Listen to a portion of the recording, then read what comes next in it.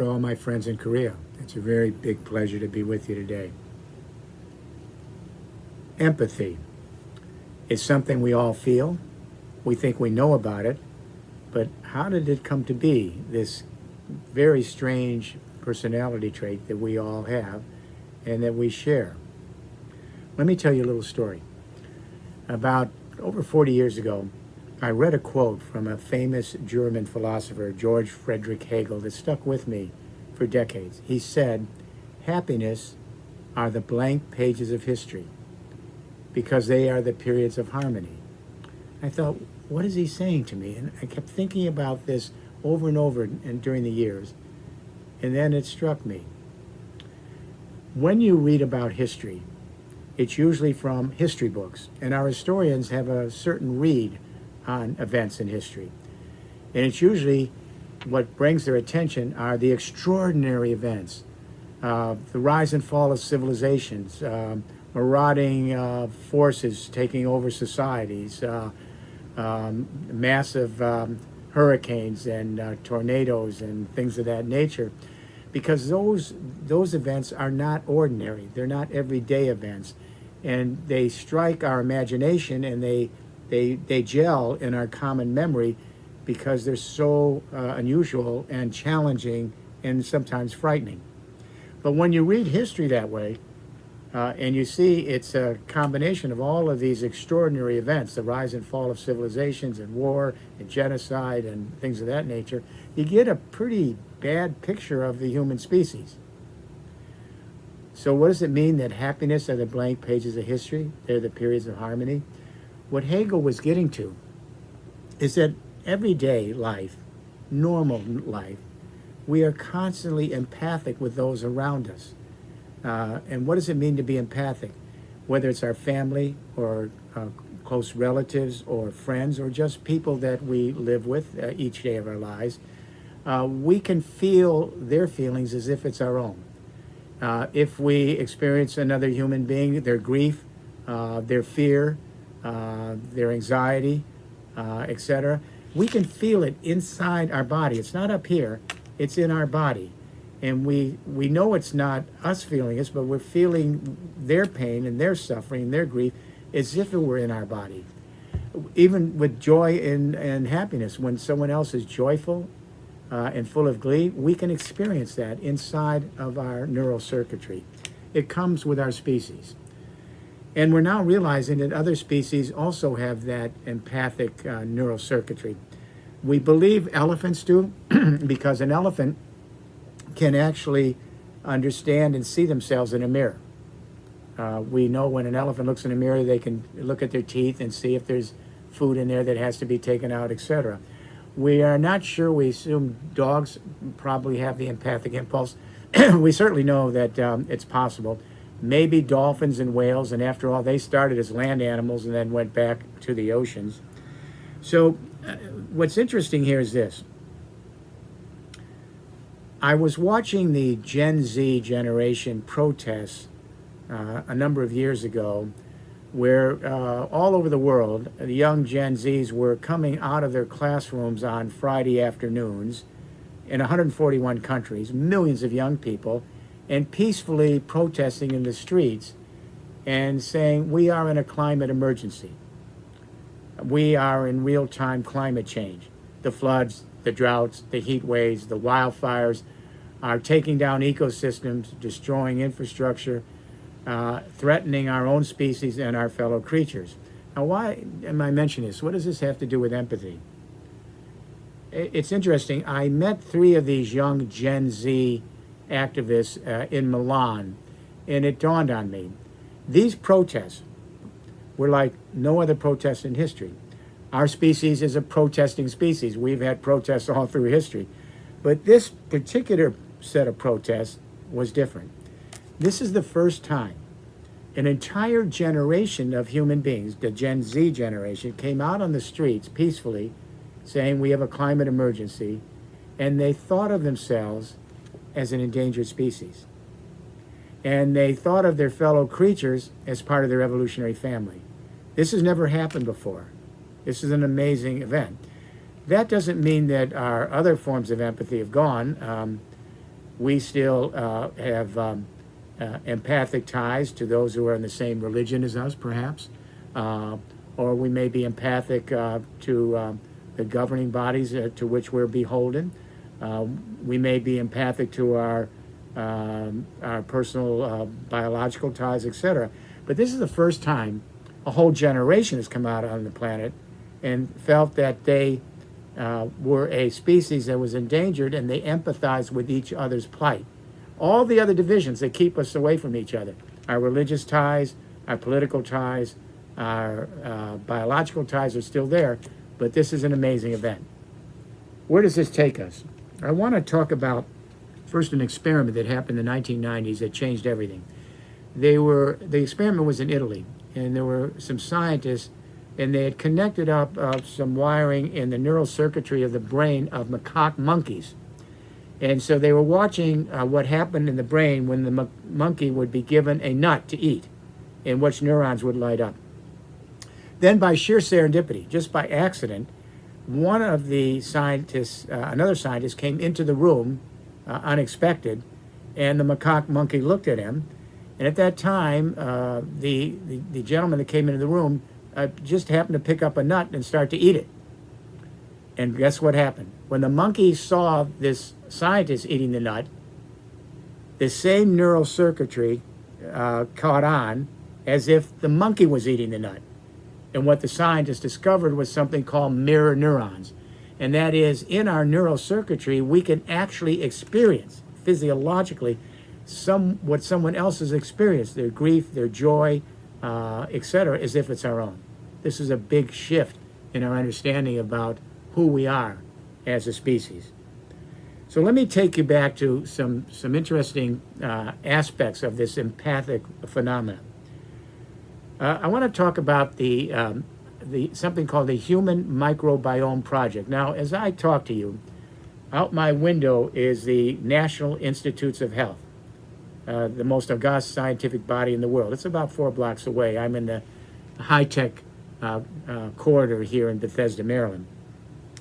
And so the NIH has announced that they have a new project called the Human Microbiome Project. It's been going for several years, and now it's here in the United States. Scientists are working on this project, and in the European Union, and even in China and Korea, Japan, and a few other places. And what they're telling us, and this is really quite amazing, they're saying that everyone that's listening to me right now is a ecosystem. Not a metaphor. Literally every single human being and every other organism on this planet, every other species, is literally an ecosystem. And here's what gets more interesting, and think about empathy. We're not alone in our own body. It turns out there are millions of other creatures living in our body. It is an ecosystem. The protists, the archaea, the fungi, the bacteria, and the viruses. There are millions of these little creatures. Only 44% of the human body are human cells. Only 44% of the cells in the body are human. The other 56% of the cells belong to these other creatures in this ecosystem. There's only 20,000 genes in the human body. There are millions of other genes belonging to these other creatures. Why is this important?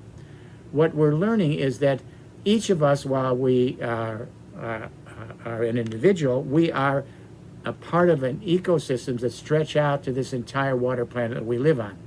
That means that empathy isn't just something about mirror neurons. We are actually integrated with all the other movement of life force on this planet. That should be that should be very comfortable for a younger generation to actually realize that we are nature, and our empathy can extend beyond our normal ties that we have. So the young people now are starting to see themselves as an endangered species, and they're beginning to empathize with not only the rest of the human race, but all of our fellow creatures. It's in their internal biology. We are ecosystems within ecosystems across the planet. And now young people are beginning to see that their fellow creatures are part of the evolutionary stream, and that we empathize with them. You remember 2 years ago, I think it was 3 years ago, the awful fires in, I think it was in Australia. They were burning down so much of the forest, and they took an iconic film shot of a little koala bear. stuck in the trees, and that little bear's paws were burning, and they took the bear out and they put out the fire. That film went around the world and everyone cried. That's what we call biophilia consciousness, and that is empathy that extends beyond our species, and it extends to our fellow creatures and the planet we live on. So we have a Gen Z generation that's expanding empathy. So how did this all start? It started way back with our forager-hunter societies. So for 95% of our existence on the planet, we were foragers and hunters, living in small packs of maybe 100 to 150 extended families, and also maybe a little larger kinship families. And we empathized, our ancestors empathized with those family relations. They would live and die for them. They would reach out to their grief and their joy as if it was their own. They created a community. Now, if there was some other human group, maybe in the next valley, they may not have been treated as well, all right? When we get to the great religions, and the great religions formed around the same time that the great hydraulic urban civilizations formed, no coincidence, the empathic impulse went beyond our ties to other humans in our biological families, and they went to a new empathic embrace, the great religions. All the great religions formed around the same time urban hydraulic civilizations formed. And so people began to empathize with their religious ties. I'll give you an example. In first century AD Rome, there were all sorts of people coming in from the hinterland into Rome, where they had to leave their local gods and goddesses, their local biological groupings, and they were alone and isolated, and they didn't have their local gods there to protect them and goddesses. So their empathic figure was Jesus Christ. And they saw Jesus as their father. And they related to Jesus as a father figure who empathized with them, who felt their grief, their joy, etc. So they saw themselves as children in Christ. And this is quite interesting. When they would walk in Rome, in the Roman streets, they would dress on similar garb, so everyone else who was a Christian would identify themselves. So they would come up to each other and kiss each other on the right cheek and the left cheek and say, "Hello, brother. Hello, sister. We are children of Christ." Europeans still do that. When you meet in the street, they kiss on the left and the right cheek. So if you were part of a religious orientation, you would empathize and even live and die for each other, but you may not be empathetic to some in other religions, and they were often seen as the enemy, all right? The other, the alien, if you will. If you go all the way up, let's say, to the great nation states of the 19th and 20th century, these were fictions. The nation state was created from scratch. And before the nation state, people lived in much smaller regional pockets with their own cultures, their own identities.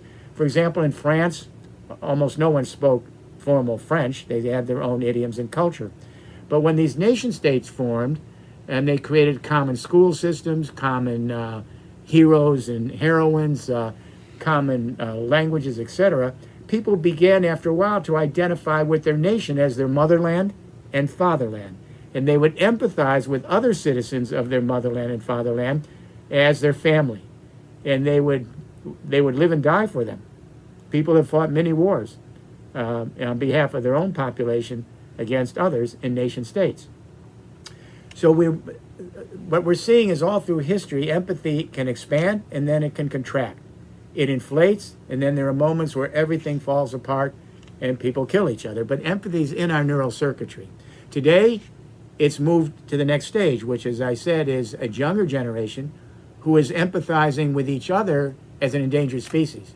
So they don't see any other divisions. We are a species endangered, and we empathize with each other, and now our fellow creatures along with us. So empathy is quite interesting. It's the basic framework for how we socialize with each other. When large numbers of people come together in empires, for example, or in nation states, they develop that empathic impulse and they're cooperative. And I want to now talk about something really interesting in relation to that. there is a study done by the Smithsonian Institute, the great museums in Washington. They wanted to know, how did human beings survive over history? We're this tiny little weak species, you know, not very tough. How did we survive? The old story was, well, 11,000 years ago, the last ice age receded, new climate came in, we settled down from nomadic to pastoral and agricultural life, then the great urban hydraulic civilizations, all the way to today in the 21st century. But they said that really doesn't make a lot of sense. So they went back in the geological record and they asked this question: how did hominids survive over all of history? So 800,000 years ago, our hominid ancestors evolved into life. 350,000 years ago, Neanderthals came on the scene, our ancestors. 250,000 years ago, Homo sapiens. And many of us have Neanderthal blood in our blood if you test your DNA. And so what they found, which is this extraordinary, is during this 800,000 years of history were some of the most incredible, dangerous changes in climate in all of the planet we lived on. The planet sometimes tilts closer to the sun, sometimes further away. About 800,000 years ago, it tilted closer to the sun, and that unleashed a series of changes on the planet where we would have 100,000 years of an ice age, 10,000 years global warming. 100,000 years ice age, 10,000 years global warming. 100,000 years ice age, 10,000 years global warming, all the way up to the last ice age. How did we survive this and go across the planet? And this is very heartening for those who feel that we are probably doomed. Climate change is here. We're seeing an extinction event. Well, here's some promising news. What they found is the reason we would survive is we are probably the most adaptive species, maybe with the exception of viruses. And here's why. We have a big brain.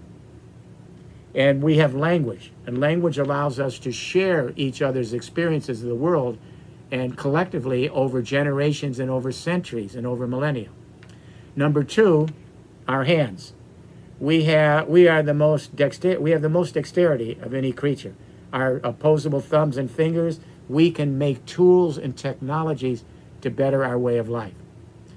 Number three, and this is the one I would add, we have empathy in our neural circuitry that allows us to cooperate and feel each other's desire to live and to experience the fullness of being as if we're our own.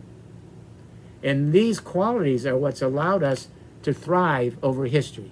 And again, there are periods where we thrive with empathic impulse, and then there are periods where we kill each other when civilizations come and go. And that's a story for another time. But I think what I want to make clear here is that all is not lost. Empathy, I'm so glad that this conference is dealing with empathy as a major cultural theme, and how empathy determines our relationship to each other, to our fellow creatures, to the planet we live in. It's telling us that there is hope, because this is an essential component of what it means to be a human being, and what it means for each of us to be an ecosystem within ecosystems sharing a common planet, this beautiful experiment called life in the universe. Here's what I would end with. I don't know what the future will bring. I wrote a new book, Planet Aqua, that's now out, and I'm talking about how we have misread our planet. We thought we were living in a land planet, but we're actually living in a water planet, probably unique in the universe. And here we are, this little oasis in the universe, and whether we survive or not is an open question. When our probes go out to the universe, what do they look for? Water. All right? And so the reason I bring this up is that we have this empathic impulse in our neural circuitry. We have an experiment here that's maybe not anywhere else, and we have an obligation to generations not yet here to have their moment. Not only our future, but our fellow creatures as well. And empathy is that experience that allows us to feel for another, and we feel their desire to be, their desire to flourish. And so that's the most important thread that unites us as a species and gives us hope for a future for those yet to come. So thank you for giving me the opportunity today to be with you to talk about the relationship between empathy, culture, society, the ecology of the planet we live in. It's an amazing experiment, and we hope that we will be able to not only survive but thrive as we move into a very, very changing climate on this world in the centuries to come. Thank you.